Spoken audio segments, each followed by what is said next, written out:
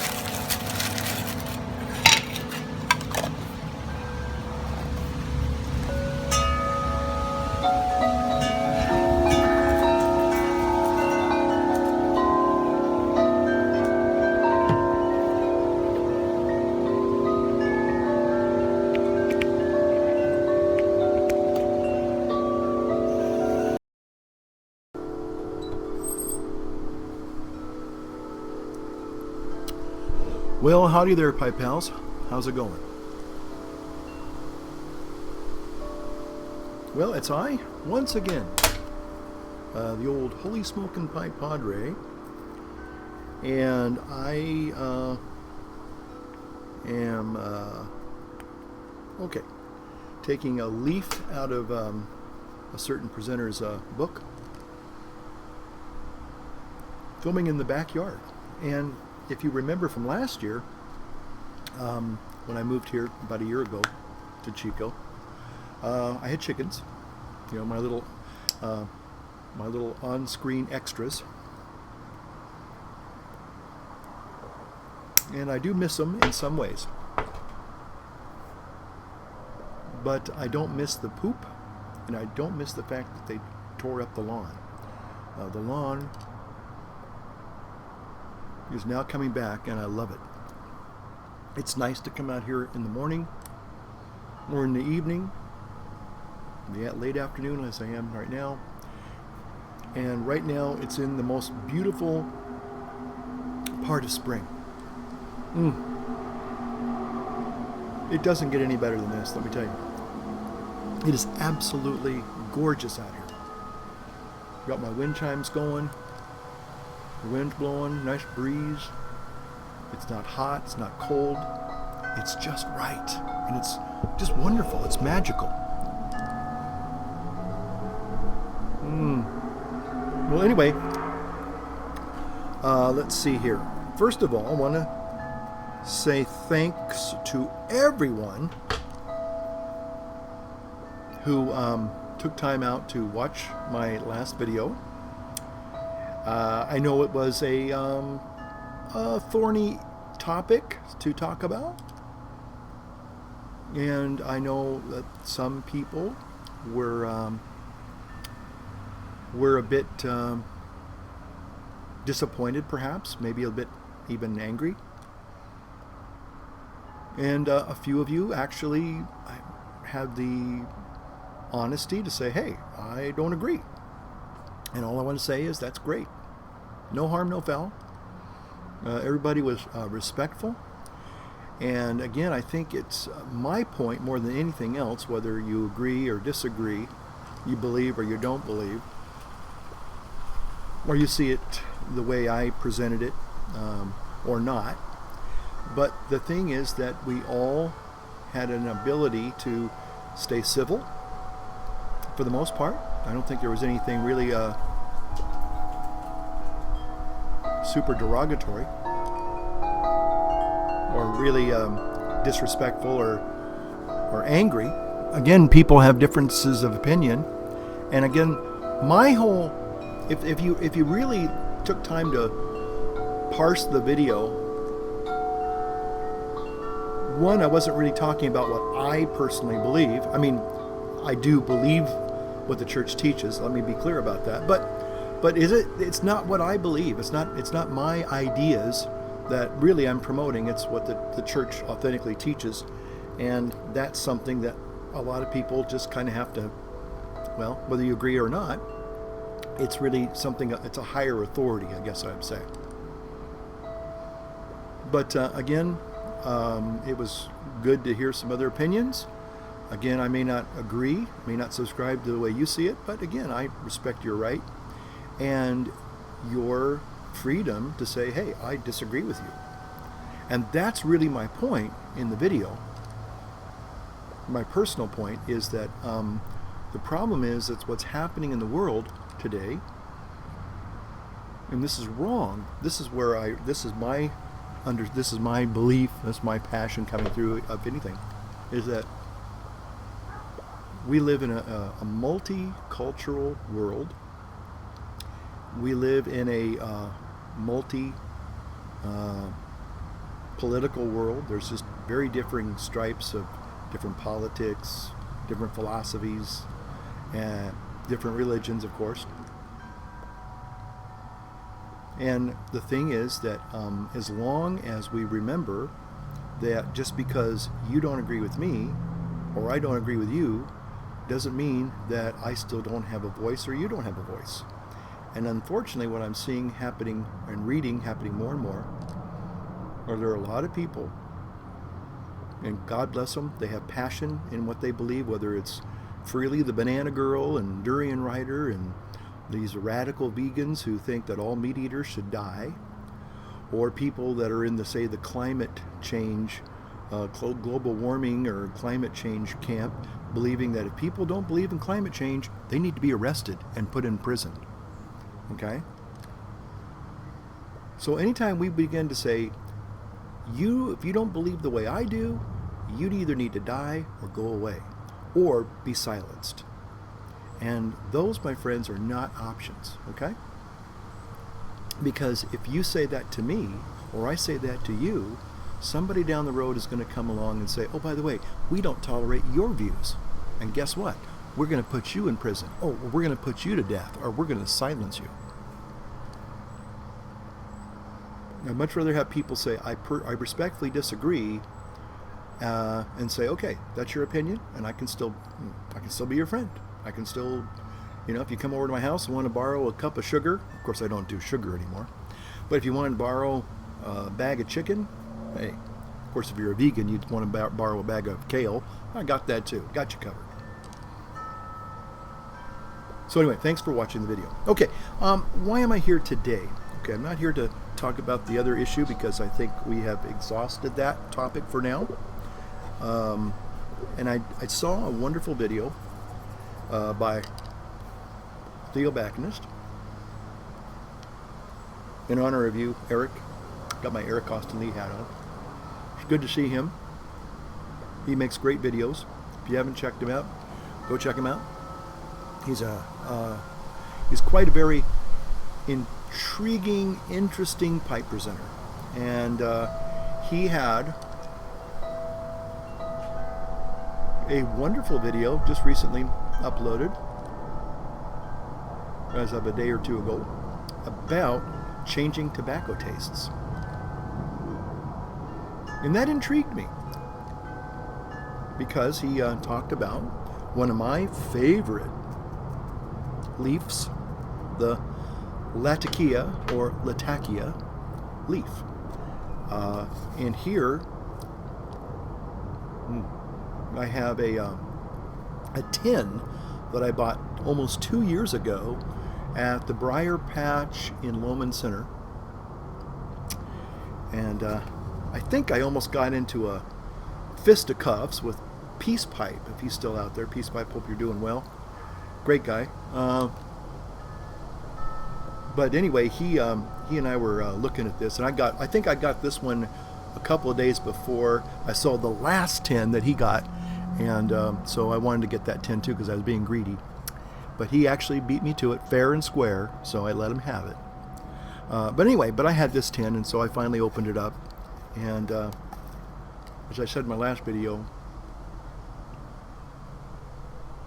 I have a lot of open tins, and I just need to get through them. Well, I thought this was going to be dry as a bone, dry as the, Mojave Desert or Death Valley.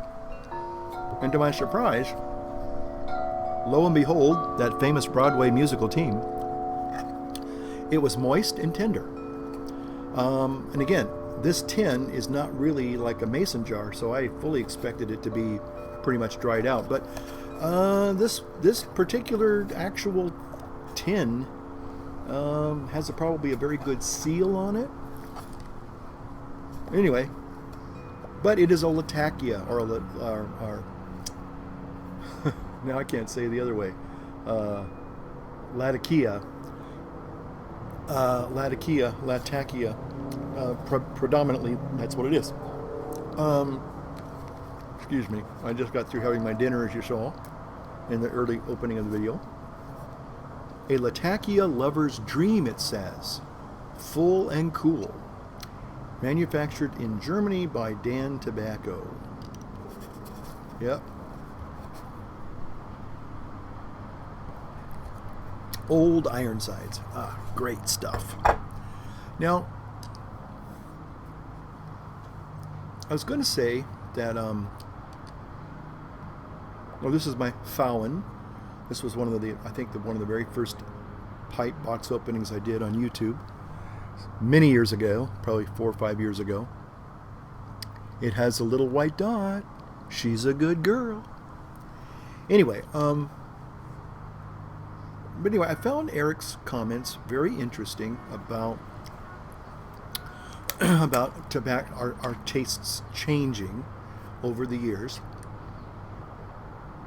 And he read the excerpt from this other august pipe gentleman. I'm afraid I lost track of his name, but showed us the etchings from the pictures of him and in his early years as a pipe smoker and then later as a pipe smoker.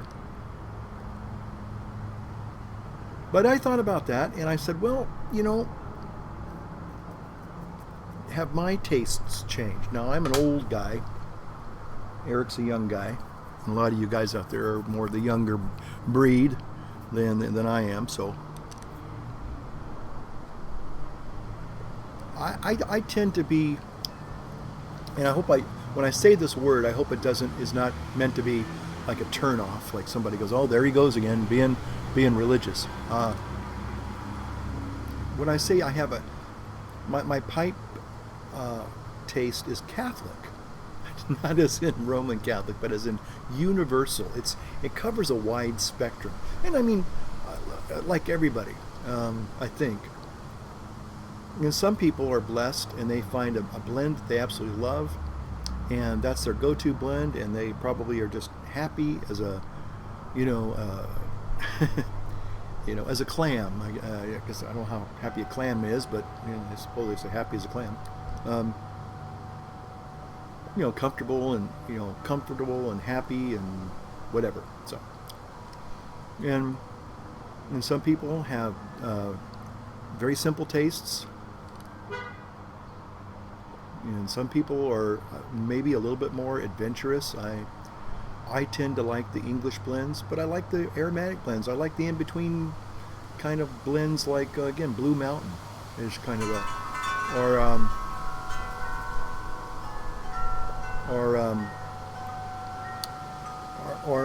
Selim's Black. Selim's Black's kind of a hybrid, a little bit of aromatic and a little bit of English. I love Boswell blends. I think those are just excellent blends, and I know, but Boswell does make an English. I've never tried it, but I just like their flavored blends. I think they just do flavored blends. They're just excellent. So there's just a lot of variety in the pipe smoking world, and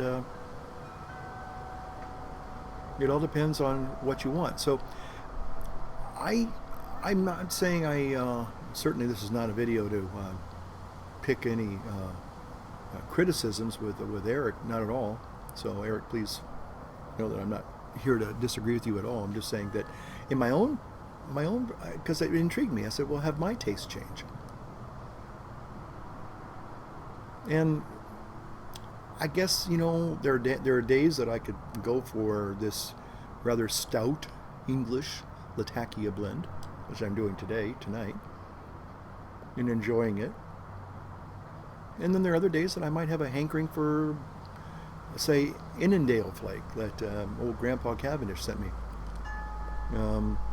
Again, a very, very perfumed, if you will, flake tobacco. In fact, Old Ironsides, when I first lit it up, kind of had that. Now, this may be a bit of ghosting from Innendale flake. I have to be honest. I think I smoked Innendale flake in this, because when I first fired it up, I said, wow, that's just like Innendale flake. And then, now that I'm burning through it, I'm going, no, that's not Innendale flake.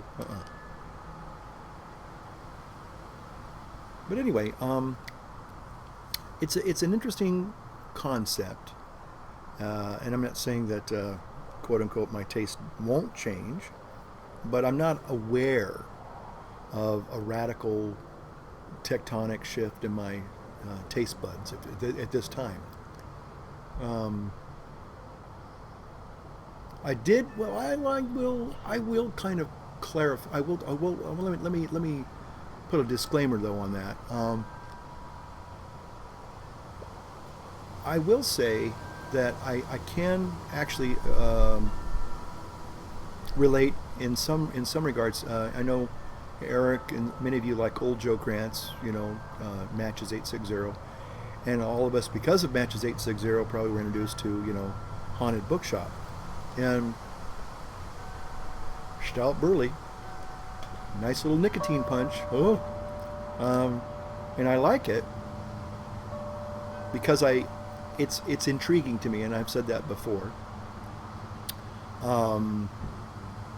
But that being said, I did try some a couple of months back, and it could be that the jar that I have, maybe I wouldn't say it's past its prime, but although I initially kind of liked it, I really wasn't that anxious to smoke the rest of the bowl.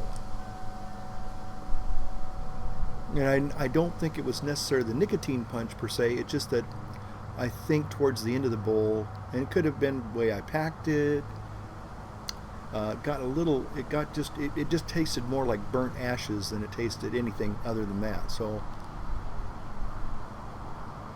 does that mean that I'm off of old joke? Not off of Haunted Bookshop? Yeah, I'll maybe have to give it a try another time. Again, one of the things that we have discussed is that, you know, certain seasons kind of lend themselves to certain blends, and I think the springtime blends are the lighter blends. And when we turn into the fall and winter months, then we turn to maybe heavier blends, and that could be it could also be a heavy aromatic, as opposed to a heavy English.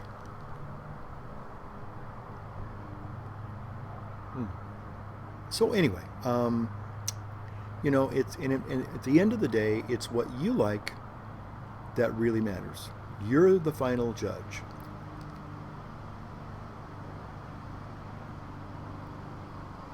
Well, I wanted to talk about this last topic tonight because, you know, and some of you know that I've been the last few years kind of, I don't want to say struggling, but yeah, I have endeavored to work on health and fitness. And again, some people who are just tuning in might kind of scratch their head and go, how can you talk about health and fitness when you're smoking a pipe, for crying out loud?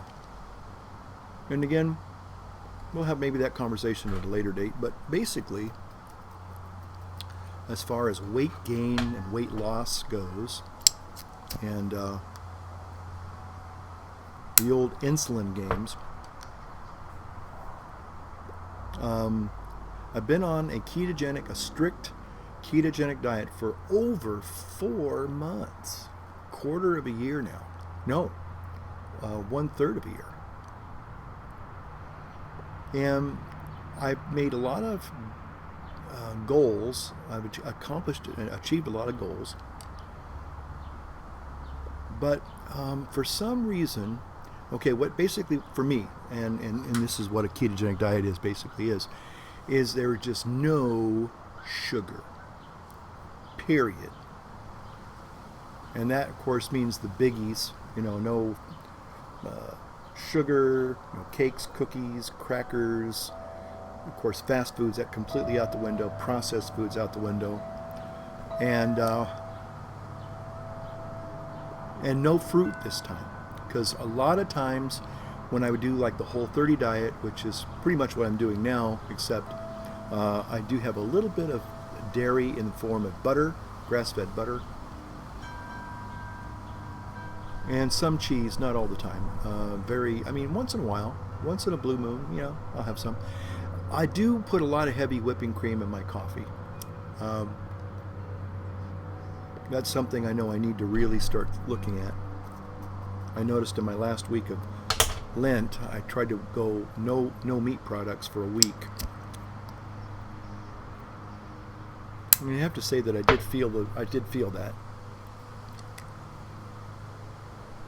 But anyway, no sugar in any form, to include fruit, for the last over 4 months. I started on December 22nd.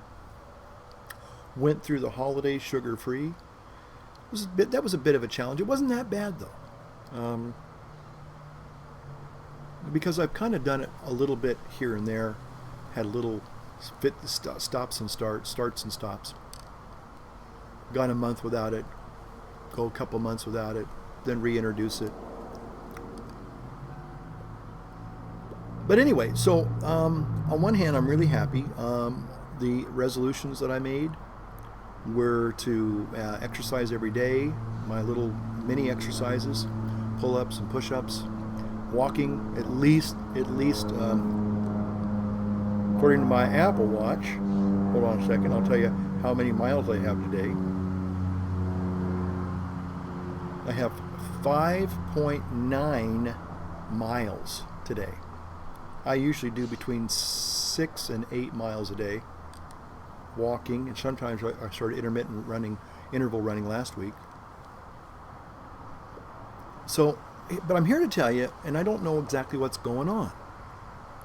I'm not really losing weight. I'm not necessarily gaining weight, but I'm not losing the last 25 pounds. And at first I've been a little concerned, and I'm thinking, well, maybe I'm eating too much. although I really basically have, one of the things that I learned, and I want to say, is that my journey is going to be different than your journey.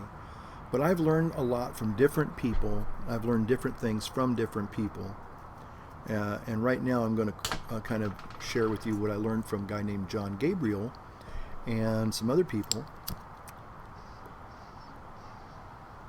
Is that when you eat a meal,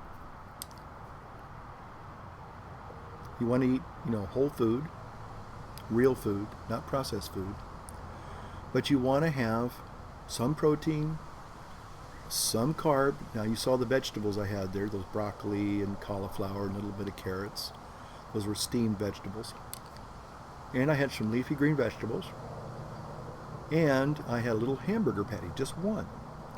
Now in my old days, not too long ago, when I was eating carbs and being irresponsible, even though I was kind of still doing the in and out of healthy eating, but when I splurged or had a cheat meal or a cheat day, I'd have maybe 3 cheeseburgers or 4 double doubles from In-N-Out. I mean, I hate to say it, it's basic old-fashioned gluttony. And I realized that. And I realized, okay, I need to look at that. And so the thing is, though, when we do turn to unhealthy forms of food, we do tend to overeat, at least I do, because you're not getting that balance, that macronutrient balance. And what I learned from John Gabriel and from a parishioner back at Good Shepherd was that if you ate a small yet balanced diet, you're gonna pretty much turn off the cravings for junk food, fast food, sweets, and treats. What does that mean? You eat a normal portion of protein, about the size of your palm here, a good portion of leafy green vegetables and other vegetables like broccoli. I love cruciferous vegetables. Cabbage, cauliflower, broccoli, asparagus. Okay, I love all those things. And then a little bit of fat. Maybe it could be a little bit of mayonnaise, a little bit of butter on the vegetables, or mayonnaise on the vegetables, whatever. And basically, when I eat that way, I notice that it calms all of the hunger pangs down. And I might overeat some vegetables or some salad, but for the most part, I'm not overeating. Certainly, I'm not eating highly refined carbohydrates like rice and potatoes or pasta. Not doing that either. So maybe I'm going to go see my doctor and just kind of say, hey, what's going on here? Because this is what I've been doing for 4 months. And the people that I know that got rid of sugar for a year, now maybe it hasn't kicked in yet, the fat adaptation thing, the LCH, low carb, high fat.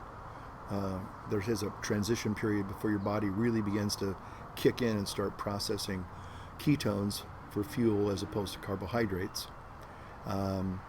So it, and I remember getting a little message from one of my other dietary fitness guru heroes or heroines. Her name is Felicia Nurse. She's really nice, and she's actually responded to some of my questions and comments. But she says it takes about 6 months for the adaptation to really set in and take place. And so I'm not disappointed, and part of it, I feel like, because of the upper body stuff that I do, I feel that this is more taking on more form. Not that I'm ever going to be a men's health fitness model, but I've noticed that this is all bigger now a little bit. For me, it's bigger. I got rid of the gut about 2 years ago, but I haven't leaned out. I still got a little bit of a mild little patch of chubbiness there. It's not pronounced, but it's enough to where it hides the abs. So my question is, okay, now that I've cut out sugar, now that I've cut out the refined carbohydrates and the starch, all those 3 things, eventually I'm hoping that the body's going to finally say, okay, this is what he's doing, let's just work with it. And part of it is just being patient with my body and saying, okay, basically I feel great. I think that's the most important thing. How do I feel? I feel great. When I eat, like I just had dinner, I feel a sense of satiety. I don't feel like I'm going to go out and, you know, go to a donut shop and run amok or anything like that. So I think I just need to tweak a few things. And I think, you know, I'll see some results. And again, I don't mind having more muscle.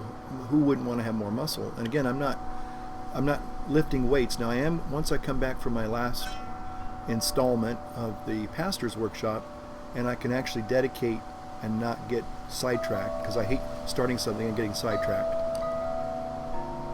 But the rest of the summer, I am going to dedicate the last 3 months of just really doing my power blocks.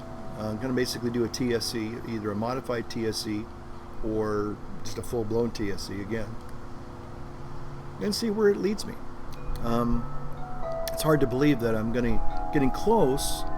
I'm going to be going on my 5th month of this ketogenic diet, and in some ways it's exciting. It's not like, one of the things I want to say is I don't feel like I'm deprived, and I want you to hear that.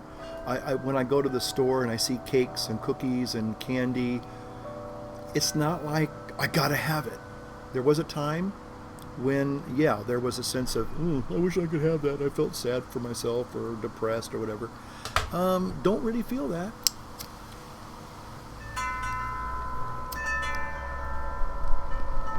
In fact,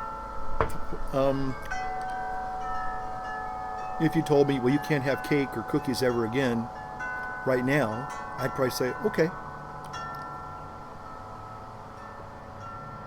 It's not an issue with me. It's just not. I guess the only thing that I would have a hard time somebody saying you can't have that anymore is coffee. I am definitely a coffee addict. I get violent headaches when I go off of coffee.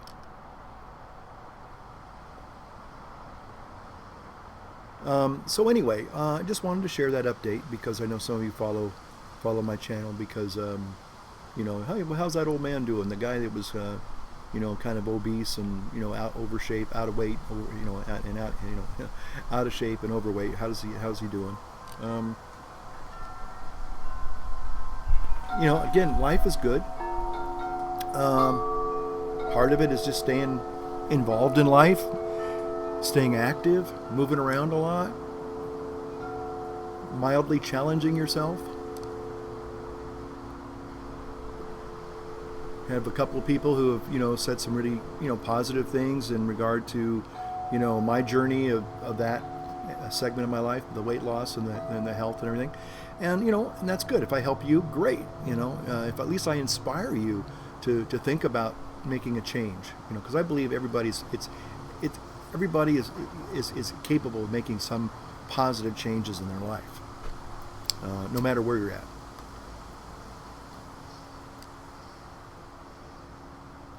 So anyway, I guess I'm pretty much done with this video tonight. I'm going to sit here and enjoy some Latakia. And just kind of be thankful, be grateful. So thank you for taking time out of your busy day to watch my video, and I really hope you have a great evening wherever you're at. And may your pipe, may the road rise up to greet you, and may your pipe always keep you warm and satisfied and fill you with peace. Amen. Bye-bye.